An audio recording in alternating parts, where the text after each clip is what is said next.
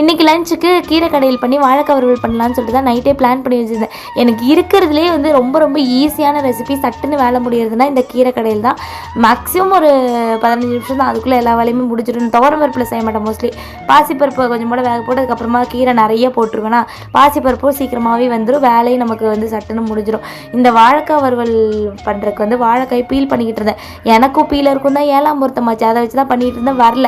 அப்புறம் என் ஹஸ்பண்ட் கூட நான் வந்து கட் பண்ணி தரேன்னு சொல்லிட்டு வாங்கினவங்க தோலை மட்டும் சீவி கொடுத்துட்டு எனக்கு என்னன்னு போயிட்டாங்கன்னு. இல்லை இந்த தோலை நான் சீவி இருக்க மாட்டேன், நான் கூட கட் பண்ணியெல்லாம் கொடுத்துருவாங்க அப்படின்னு சொல்லிட்டு இருந்தா. இல்லை அதை மட்டும் பண்ணி கொடுத்துட்டு போயிட்டாங்க.